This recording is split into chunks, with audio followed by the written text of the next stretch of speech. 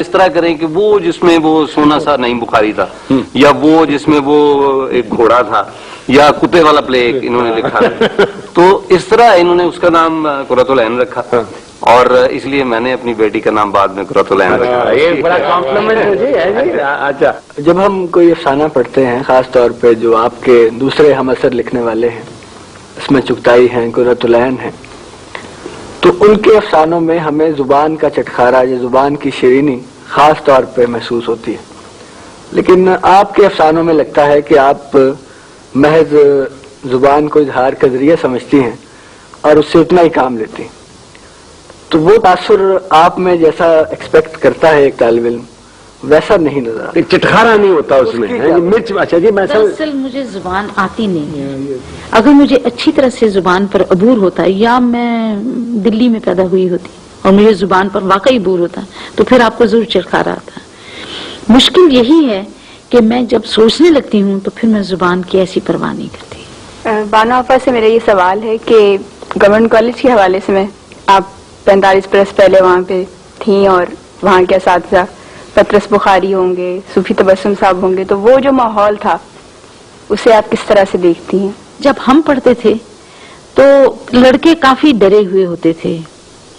شاید اب نہ ڈرے ہوئے ہوں، یہ مجھے معلوم نہیں، اور پروفیسر خصوصی طور پر لڑکیوں کے اوپر خاص توجہ دیتے تھے جو انہیں نہیں دینی چاہیے تھی، جو شاید اب بھی دیتے ہوں۔ اشفاق صاحب آپ کے ایک صاحبزادے طبلہ بجایا کرتے تھے، اظہیر صاحب، ہمارے ساتھ گورنمنٹ کالج میں پڑھتے تھے، تو میں پوچھنا چاہتا ہوں کیا آپ نے ان کو راغب کیا تھا، یا جب تک تم کو کم از کم بنیادی طبلہ بجانا نہیں آئے گا آپ کو ڈائلاگ ڈیلیوری نہیں آئے گی، سوائے ایوب خان کے اور کسی نے میری، یہ سب بیٹھے ہیں دیکھیں، ان کو میں مارتا پیٹتا رہتا ہوں کہ خدا کے واسطے طبلے کی بول بانٹ جو ہے یہ ضرور سیکھیں، ورنہ مشکل ہو جائے گی آپ کو ڈائلاگ کی ادائیگی میں۔ ورنہ وہ جو میری پھوپھی ہوتی تھی وہ جیسے ڈائلاگ بولا کرتی تھی ویسے وہ جیلوں میں رہتی تھی، میں بی اے ایف اے کیا تو ان کو ملنے گیا، کہنے لگی کاکا تو کیوں آیا؟ میں ڈر گیا، تو کانو آیا کی ضرورت سی تیرے آن دی تینوں کھنے کیا سی آپ پھوپھی نے مل جے تو اڑی جلدی چلے جانا سی۔ اچھا اب یہ اب ڈائلاگ کی ادائیگی یا اللہ میں تو سہما ہوا کھڑا ہوں، بانٹ پوری ہے، غلط بانٹ ہے پھوپھی کی، لیکن بانٹ اچھی ہے، وہ اپنے ہے بانٹ۔ اشفاق صاحب، ویسے مجھے آپ سے یہ سوال کرنا تو نہیں چاہیے کیونکہ میرے آپ استاد بھی ہیں اور شوہر بھی ہیں اور محسن بھی ہیں، لیکن اگر آپ مجھے پھر ناراض ہو وہ کہے گی کہ اب اگر آپ مجھے تھوڑی سی اجازت دیں تو میں آپ سے ایک سوال کروں۔ بیویاں کچھ اچھی بات سیکھ لیں، ہماری بیویاں اچھی بات سیکھ لیں۔ اگر نہیں کی جی آپ کا پروگرام، جی دیکھیے بات یہ ہے کہ آپ نے محسوس کیا ہوگا کہ اگر کوئی بہت بڑا درخت ہو اور اس کے نیچے چھوٹی چھوٹی پنیری لگ جائے اسی درخت کی، تو اگر تا وقت ہے کہ اس کو نکال کر کسی اور جگہ نہ لگائیں وہ بڑے درخت نہیں بنتے ہیں۔ جب کسی گھر میں ایک چھتنارا درخت پیدا ہو جاتا ہے اور بہت بڑا آدمی پیدا ہو جاتا ہے، وہ کسی فیلڈ کا ہو، چاہے وہ فردوس ہو چاہے امجد ہو،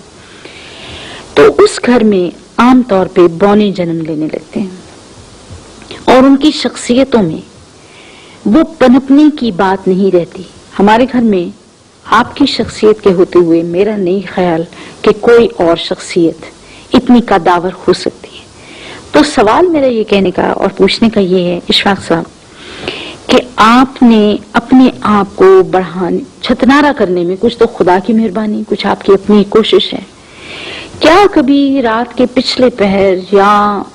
شہر سے گئے ہوئے چین میں کسی ہوٹل میں بیٹھے ہوئے یا تاشکند میں بیٹھے ہوئے یا امریکہ میں بیٹھے ہوئے جب آپ بالکل تنہا ہوں،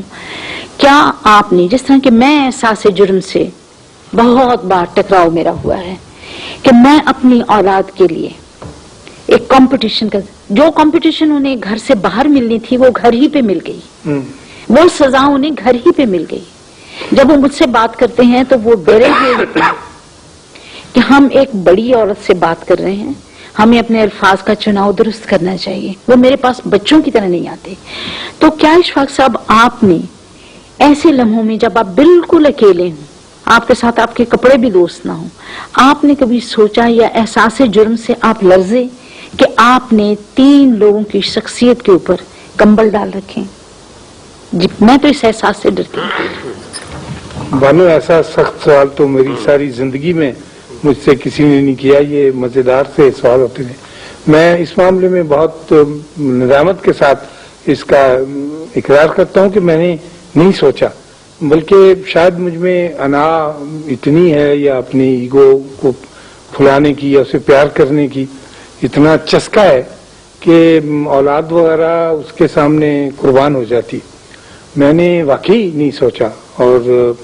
ना मुझे अंदेशा कि मैं आइंदा भी सोच सकूंगा। मैं तो यही सोचता रहा कि बस मेरी जात हो और मेरा नाम हो और मेरा जिक्र हो और मेरी रूनुमाई हो, शूरी तौर पर नहीं, बिल्कुल नहीं शूरी तौर पर, लेकिन लाशूरी तौर पर यह बात ज़हन में रही। अब तुमने इस तरफ तवज्जो दिलाई है तो मैं उस तरह से तो नहीं, क्योंकि तुम्हारा दिल ज्यादा रकीक है, तो मैं उस तरह से तो शायद नहीं सोच सकूंगा, लेकिन एक तरह से कटहरे में होते हुए ये इतराफ अदालत के सामने जरूर करूंगा कि मैं इसका यकीनन मुजरिम हूं और मेरी तरह के और बहुत से लोग भी मुजरिम होंगे जो बड़े बड़े बाप बने और उनके बच्चे जो हैं वो बेचारे आपके हमारे सबके सामने। ये ख्याल ज़हन में नहीं आता है। इसको लेकर चलने के लिए बहुत बड़ा दिल, बहुत बड़ी सोच और बहुत बड़ी ईमानदारी की जरूरत है।